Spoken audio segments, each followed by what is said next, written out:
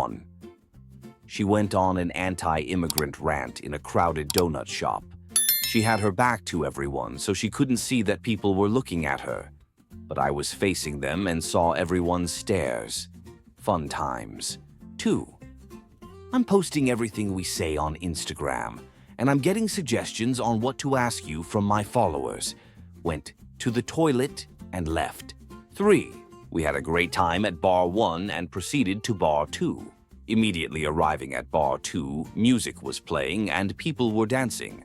She started making fun of a woman just dancing, enjoying herself. She even got other people's attention around us and pointed at the dancing lady. I skipped out when she wasn't looking. 4. The date went really well. I was only looking for something casual, and so was he. The chemistry and connection were good. The kiss goodbye was meh. The last thing he said on top of that sealed it for me. Great. It'll be a few weeks, but I'm sure I'll be able to fit you in my rotation. I don't expect to be the only one you see, but if your rotation is so big that it'll be weeks before I'm blessed with an opening, I have a feeling that my enjoyment is not going to be the focus, and that's a hard pass. 5. Bro yelled at our Uber driver for being a couple minutes late. I was mortified to be on a date with someone who treats service workers like seed. Within seconds of my arrival, he mentioned that he needed the medical examiner to hurry up and release his wife's death certificate because he needed the insurance money for a business he was starting. She drowned in the bathtub while drunk. His first wife allegedly died in an accidental fall. The major airline he flies for has a serial killer in its ranks. 7. Are you sure you want to eat that? I wanted some fried banana peppers in addition to my small salad. I was also 118 pounds and exercised regularly. Good thing that dude was a jerk because I was on the fence about canceling my drinks date with another guy if this one went well. Luckily, Mr. Judgy McJudgerson was not it, and the man I may have canceled became my husband. Thank you, Bachelor number 1, for being an ass. 8. She called her ex-boyfriend cheap because he would only take her out to eat 2 to 3 times per week and cooked the other days. 9. Poor people shouldn't get any help. They should just stop being poor. I can't believe I went on a date with an actual meme. 10. He was going on about a boys' trip he took with his old college buddies, and I started tuning out. Then he said, and my friend Rob was like, wait until these beakies figure out we're not choking them because they like it. Ha ha ha ha. It took me way too long to fully comprehend what he was saying. Like, dude, you're telling me you hate women, or your friend does and it amuses you, on our first date. Are you aware I am in possession of a vagina? That was the end of that. 11th, 25 million girl, 26F. I went on a date with, I work 2 days a week and it's so draining. Normal 8-hour days, mind you. I just work to pay the minimum on my debt. I live with my parents otherwise, but they want me to find someone so I can move out. She had zero ambition to do anything besides get a boyfriend to take care of her. 12. I went on a date with a guy and brought him to an Italian restaurant I really liked. It was a family-owned operation, and while not the most presentable, the food was amazing. Upon sitting down, he remarks, "Pff, salt and pepper in shakers. Ha. Where are we, Waffle House?" Basically insinuating that this place was trash based on this. I know it's a tiny thing, but I just couldn't shake it that he would make such a comment after I said how much I liked the place. I have to live with my mom because all 3 of my baby mamas insist that I pay child support. Nope, nope, nope, nope, nope. ETA. I think I need to add that. He wasn't mentioning it. He was complaining about it. Like, if these women didn't insist on child support, I would be able to move out. And I have to put dinner on my credit card because I'm always broke because I have to pay child support.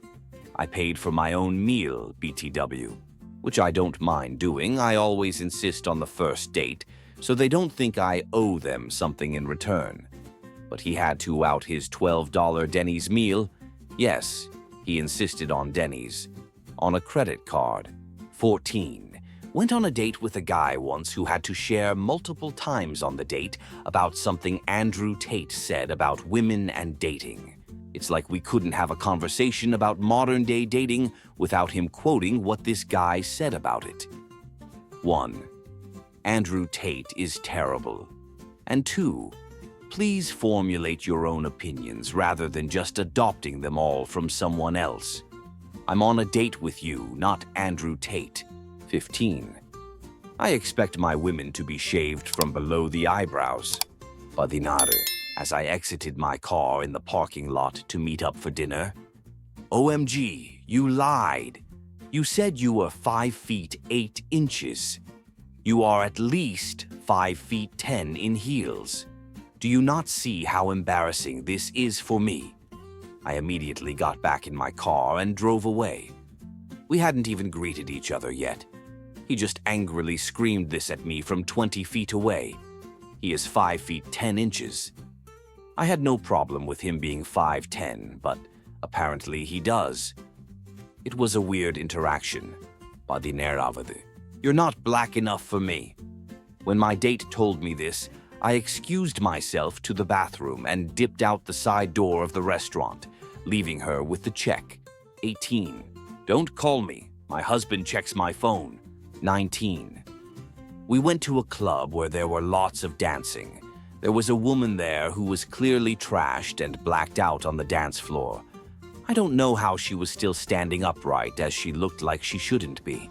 I said to my date, I was 30F, that I wanted to find her friends and make sure she got home safe, and that made me sad and worried for her.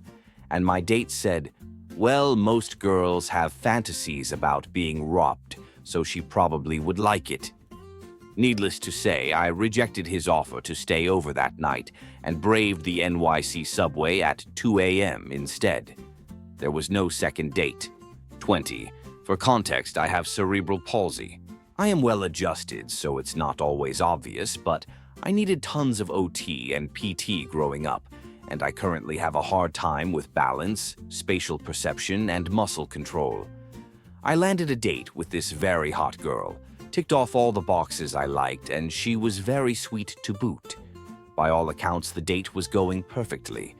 We were both having a great time, we held hands briefly, and the time seemed to fly by. Towards the end, though, we decided to take a subway to a bar.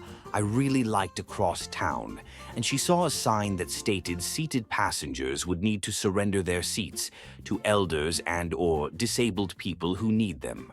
She blatantly said that she hates disabled people getting accommodations, said disabled people are drains on society, and expressed her view that if someone is disabled enough to need a special parking spot or a seat, then they should commit themselves to homes. Her tone did a 180, and I couldn't believe it. She became like a different person for a minute. I finished the date, but in my head, I realized that no amount of external sexiness could make up for internal nastiness.